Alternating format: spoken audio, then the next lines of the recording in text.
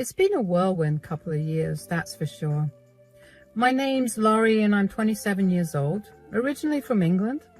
I had to get away from my abusive ex-husband and escape to America with my 3-year-old daughter, Adelaide. Talk about a scary situation, packing up and fleeing across the pond all alone with just a toddler in tow. But I'm so glad I did it. Staying would have just subjected my baby girl to more trauma, witnessing that toxic environment. At least in the States, I had some family to help us get on our feet. Those first few months here were so tough though, trying to get settled, find a job, all the while dealing with the emotional turmoil of leaving behind everything I'd ever known back in the UK. There were nights I'd cry myself to sleep, wondering if I'd made a huge mistake. How could I provide a good life for my daughter practically on my own in a strange new country? I never thought I'd take a chance on love again after what I went through with that monster ex of mine. The physical and mental scars from his abuse ran so deep, you know? It felt like part of me had just closed off and accepted that I'd be a single mom struggling to make ends meet forever. But then, a few months after arriving in the States, I met Reed, and my entire world shifted. He's a 30-year-old baseball player, a total hunk with arms like tree trunks. Stupid handsome, you know. He had this undeniable charisma about him too that just drew me in from the moment we met through a mutual friend I had managed to make at the airport. Talk about small worlds, huh? We hit it off instantly. His smile, his charm, his sense of humor, it all worked its magic on me hard and fast. I tried to take things slow at first, though. Didn't want to rush into anything after my traumatic past, especially with Adelaide to think about. My baby girl had already been through enough. I'm just not sure I'm ready to put myself out there again after everything. It's been really tough. Of course, I'll take it at whatever pace you need. I just think you're wonderful, though, and Adelaide is a total sweetheart. I'd love to spend more time with both of you. I can't stop thinking about you. You make me so happy. Ladies, take note. This is what we call love bombing. Anyway, I try not to beat myself up too badly about all of this because I don't know any better. And how could I? Reed was just different, you know? Ugh, aren't they all at first? So be patient and understanding about my situation as this beat down single mom just trying to get her life back on track. And from day one, he adored Adelaide. He was a total natural with her in a way I'd never seen from a guy before. Not even her own father had a better grip on her than he did. Seeing how amazing Reed was with my daughter definitely made me fall for him hard. Call it trauma bombing or downright stupidity, but before I knew it, we started dating after 3 months of knowing each other. Things were going great and I couldn't have been happier. We were moving really fast, but you can't see red flags when you wear rose-colored glasses, right? So just 8 months after going steady, this too-good-to-be-true baseball hunk of a stud got down on one knee and proposed. We were on vacation in Fiji, and that's when he popped the question right on the beach in the dead of night, with the beach lit up with all these beautiful candles. I was over the moon, completely dazzled.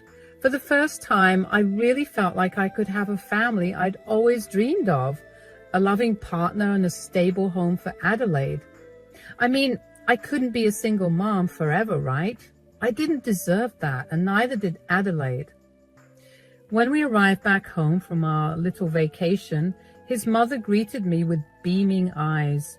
I was so shocked to see someone so accepting and kind. She was your typical American mother, plump and kind, just a bowl of happiness ready to give and give and give, and she absolutely adored Adelaide.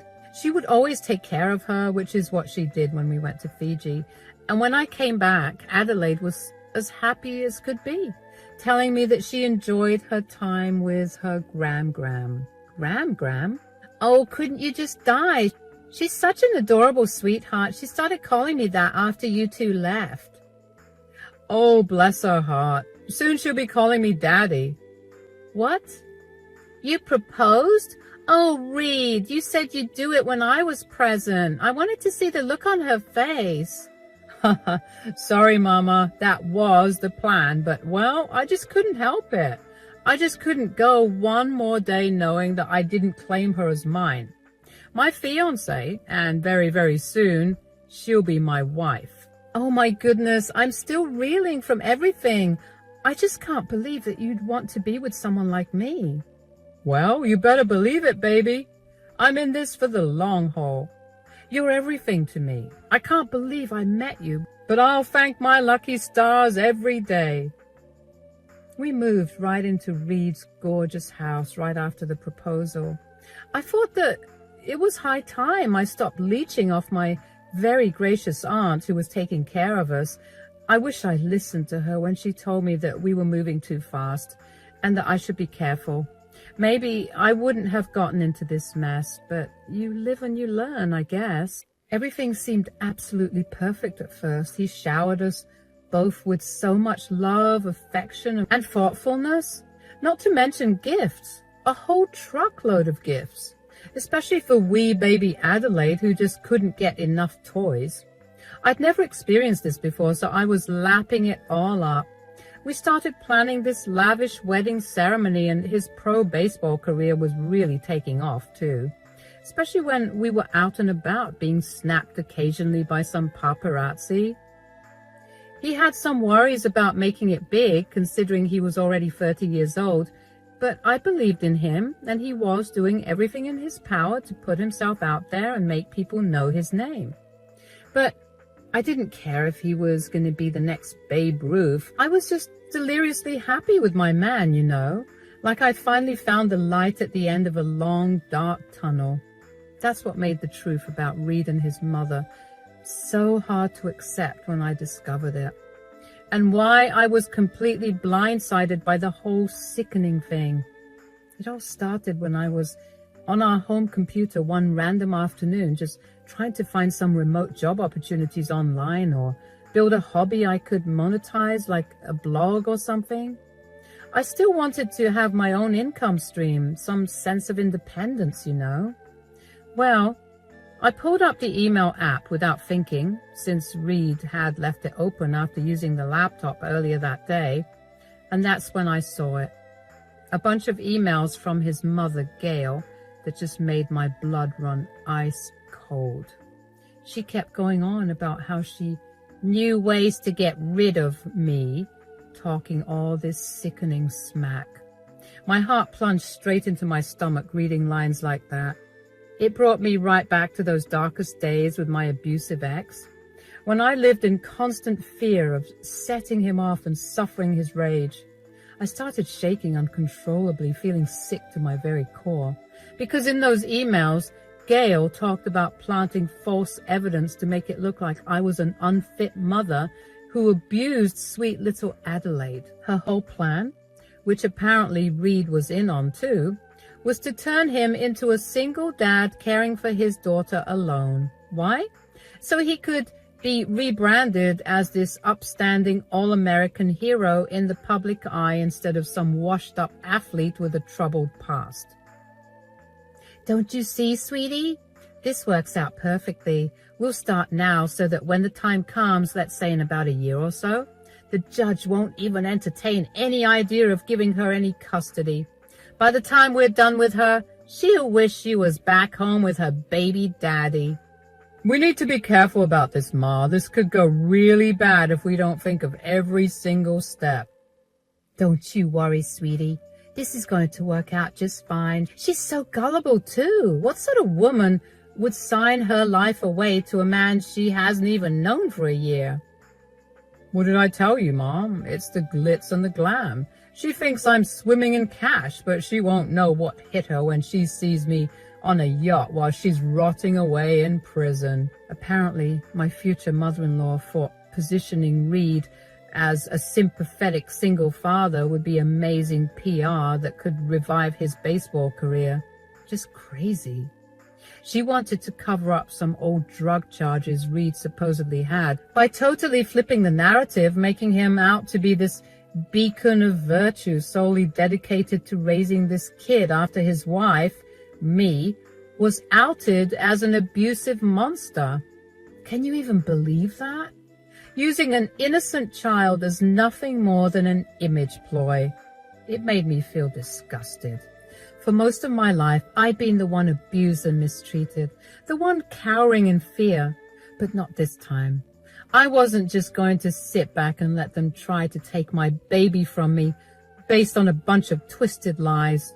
I knew I had to play things smart here and gather as much evidence as I could first before making my next move. Over the next several days, I became almost obsessive going through all the saved emails between Gail and Reed over and over again. With each new revolting piece of their sinister plot I uncovered, I felt more and more sickened by what these two people I trusted were capable of. It was like I'd been transported into some nightmarish parallel dimension where your own loved ones could be conspiring to rip your world apart. That's when I stumbled across one particular email where Gail reminded Reed to delete the home security camera footage from a couple of nights earlier. Apparently the punk had some kind of surveillance system installed without me knowing about it. His response to that email from dear old Mom, silence. He never said whether he'd gotten around to scrubbing that security tape. Well, that just opened up a goldmine of opportunity for me, didn't it? I waited until the next day when I knew he'd be gone to go on some press tour to make my move. I went rummaging through the security system, and sure as hell, there was crystal clear video from a few nights prior of Reed and his mother discussing their whole sick plan to take Adelaide from me. With my own eyes, I witnessed Reed readily going along with this whole demented scheme to flip the script and paint me as a danger to my own flesh and blood. Then we'll pin the drugs on her. Yes, exactly. We'll say that you were protecting her all these years and that you knew her from a long time ago. And that those drug charges I got were actually meant to be hers, but I was just covering for her. Oh my goodness, you're a genius. The ladies will eat that all up. Who knows, maybe you'll even get a better looking girl at the end of all of this when the ladies realize just how amazing you are. It would be even better if we get her hooked on it sooner, though. So, when would you want to start? Right after we get married. Not before? It might be suspicious. No one would suspect that I would sabotage my newlywed wife. It has to look legit, Mom. You're right. So how will you do it? You know how she enjoys her glass of wine every night? I'll start by stating that. You better make sure to do it somewhere with no cameras. Honestly, I don't even know why you've rigged the place like it's the goddamn Pentagon. Damn it, the cameras are watching us right now, huh? Yeah? Okay. Whatever, it's fine. I'm pretty sure the broad doesn't even know how to work a computer anyway. Just make sure you delete this, okay? She was looking around to find the camera in the corner of the room. Don't worry, Ma. I never forget to scrub anything I don't want people to see. We'll be fine. Well, apparently not, dear Reed. Apparently not. At that moment, watching those two people who I'd loved and trusted behave like unfeeling monsters, it was like a veil had been lifted. I saw Reed for the first time as nothing more than a calculated liar and master manipulator who'd played me like a damn fiddle in pursuit of fame and relevance. As for Gail, she was certifiable. This wicked shell of a woman who'd turn on her own grandchild just to selfishly further her son's failing career prospects. I copied that security cam footage over to a flash drive right then and there, trying to stay as calm as I could despite feeling utterly enraged. As much as I wanted to just explode on Reed and Gail in that moment, hurling obscenities and insults while flinging every last possession of theirs out a window, I knew that wouldn't accomplish anything. They just deny everything, try to gaslight me the same way abusers always do, or much worse, maybe they'd harm me or even Adelaide. This was a whole new ballpark, nothing like my abusive dirt poor ex. These people had money, and if they were planning on planting false evidence on me, I'm sure they'd be able to do it in such a perfect and seamless way, making me look crazy because they could pay whoever to say and do whatever. Very scary stuff.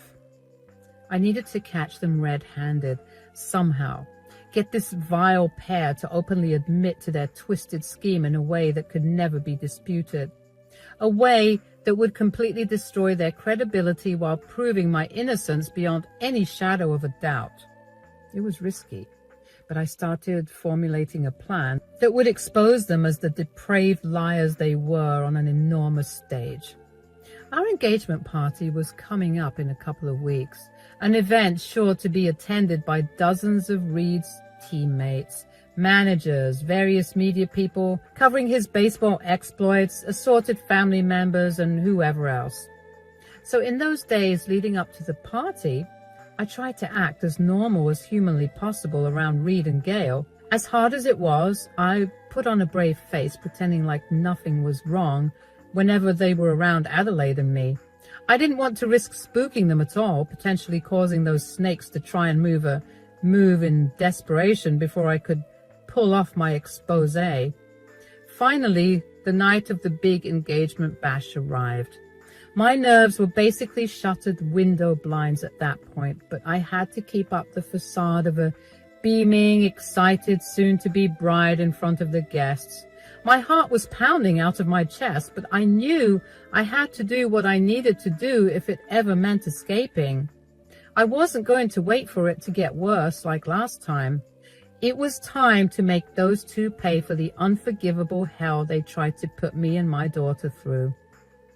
Once everyone had shown up, the fancy party area was packed full of Reed's minor league teammates, some media reporters from local sports outlets, various family members and other hangers-on there to revel in the festivities. The smug look on Gail's face as she surveyed the crowd of oblivious people made me want to vomit. But I contained my seething rage as the MC took the mic to officially kick off the festivities. Thanks for being here, everyone. Let's get us started. I'd like to invite the wonderful couple of honor, Reed and Laurie, to come up and say a few words.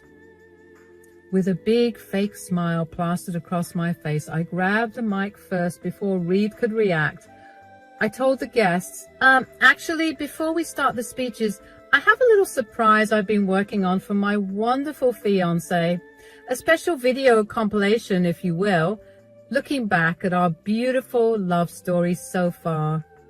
The audience awed and oohed at my words, and Reed looked at me with surprise, but quickly masked it with feigned care.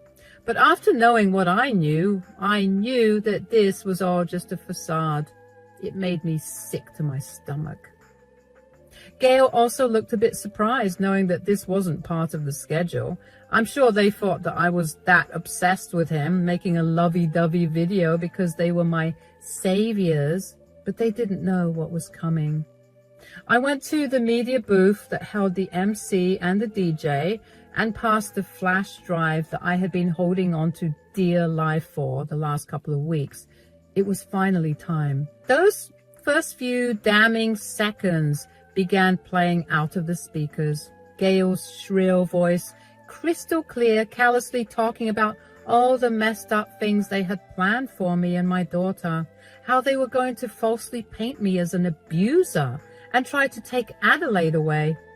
I watched as Reed was startled, jumping up from his seat like he just sat on a hot potato.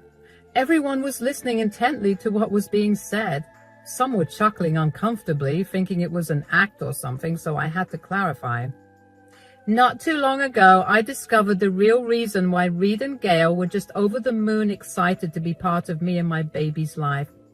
They were trying to use me, to use my baby girl for their own gain, and this is the proof. Everyone was murmuring now, and Reed was shooting daggers my way, wanting to lash out, but wanting to save face as he could hear the paparazzi cameras clicking away at the drama that was unfolding. Everyone was shifting uncomfortably in their seats, murmuring, looking appalled, while their vile secrets were suddenly blaring for everyone to hear. He seemed paralyzed all of a sudden, searching for an ally in the crowd, but it looked like even his teammates were perplexed at this behavior. He was as pale as a ghost. He looked stupid, like a deer caught in blinding headlights. Gail was pale too, not believing what was happening. I'm pretty sure she was mentally cursing Reed out for not deleting that footage as she asked.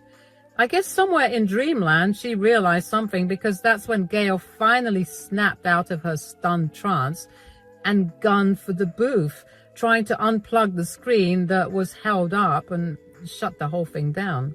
But it was too late. You evil, deranged hag. Everyone had already heard the majority of the footage, and the people were not pleased one bit. Somebody stop this right now. DJ, pull the plug. I order you. I'm paying you, damn it. Gail shrieked at the top of her lungs, stumbling forward as fake hysterics overtook her bony frame. At the same time, Reed just stood there with his jaw hanging open, seemingly incapable of forming any coherent words to explain away the despicable conspiracy that had been exposed. Boos and shouts of disgust immediately filled the entire venue as the assembled crowd absorbed what they were witnessing.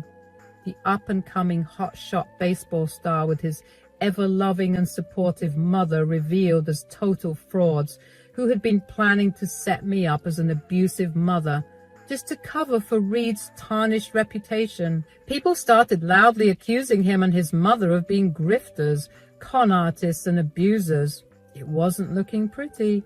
The media people scrambled to capture the shocking implosion that was unfolding right before their eyes.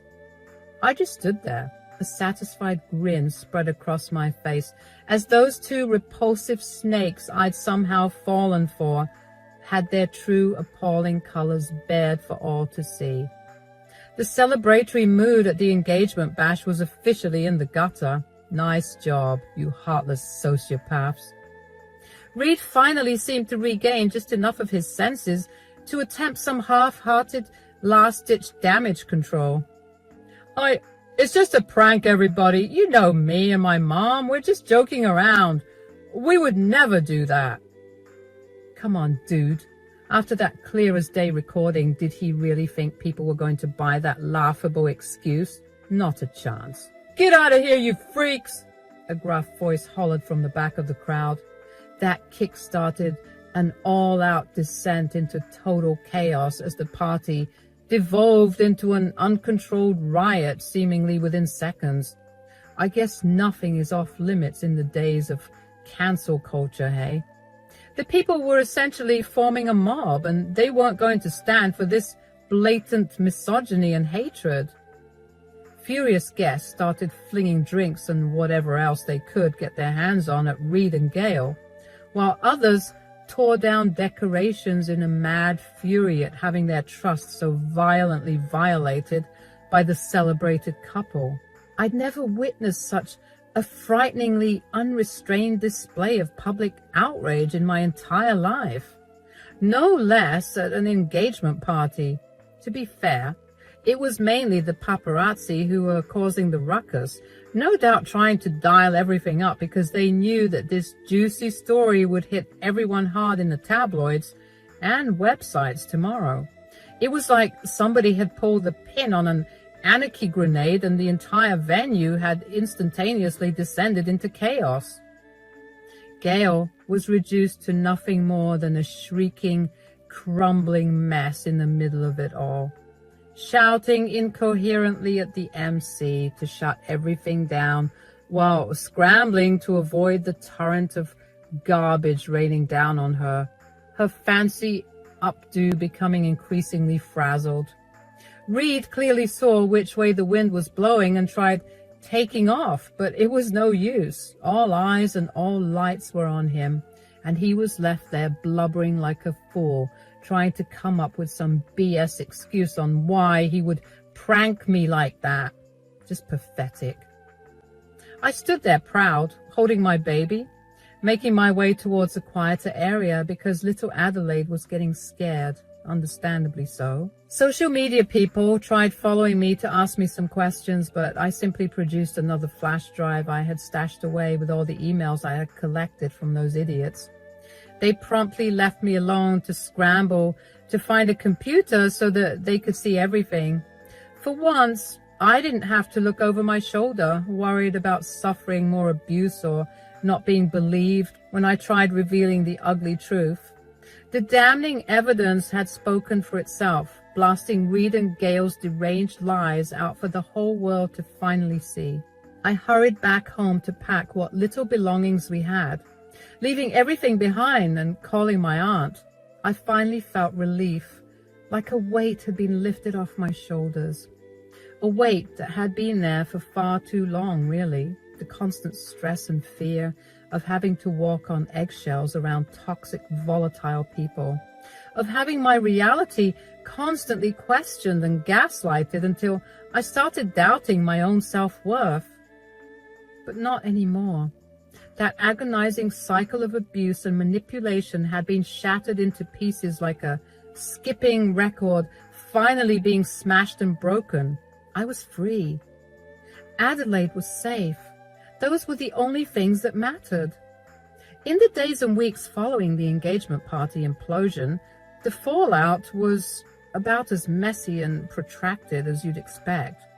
Reed did a whole tour of various interviews and podcasts, trotting out a rotating cast of high-priced lawyers, PR reps, and crisis managers as he tried fruitlessly to regain control of the narrative. To absolutely nobody's surprise, he oscillated between feigning contrition and innocence, flashing that phony "aw shucks" grin that had initially charmed me into letting my guard down. He claimed the recordings had been edited and taken out of context, that it was all just a misunderstanding blown way out of proportion by yours truly. Yeah, nice try, buddy, but the court of public opinion had already convicted you. Everyone could see you were nothing more than a hollowed-out husk trying to gaslight yet another victim. And with those emails backing everything up, yeah, he was done. As for Gail, she more or less went into full-on hermit mode after that fateful engagement party. Can't say I was terribly surprised. The vicious wrath of the internet absolutely terrorized her once the truth about her scheme came out. Memes and parody video edits portraying her as a cackling Disney villain-esque mother-in-law proliferated across every social media platform. Reporters camped outside her house for weeks, hungry for any pearl of comment or reaction about her involvement in the most unhinged family drama the world had ever witnessed. Lawsuits were threatened and complaints filed with the police about alleged harassment, but nothing really made a dent. She'd been exposed as a monstrous fraud who tried to destroy her own grandchild's life just to selfishly resuscitate her son's stagnant career. And the collective internet was not keen on letting her forget that anytime soon. Gail had tried to portray herself as some upstanding, genteel Southern woman. But all anyone saw now was the truth. Just an absolute soulless ghoul who deserved all the scorn headed her way. For my part, I was just relieved to be out of the spotlight and able to move forward with putting that waking nightmare family in the rear view. Sure, I did a few obligatory TV interviews in the immediate aftermath to help cement the public record with the truth. A lot of it was fairly indelicate, going over the abuse I'd suffered with my ex, my initial misgivings about Reed once I stumbled on those emails, the works. But I didn't care about humiliating them any further or clout chasing for fame off the back of their stunning fall from grace. My only aim was to re-establish my credibility and make it unequivocally clear that I was the real victim in all this. The evidence proved beyond any shadow of a doubt how Reed and his mother had engaged in a long-running plot to undermine and separate me from my own daughter. We did some counseling, both one-on-one for me and with a child psychologist for Adelaide to help her process the dramatic events we'd been through. I didn't want her to internalize any of the trauma or feelings of uncertainty that had rocked our little family. I'm so grateful for my aunt because without her, we'd have no place to go. I'm planning on suing, even with his army of lawyers. As I said, the evidence is irrefutable, and with his previous drug charges, I'm sure the judge will see right through him and his lies. Wish me luck, you guys.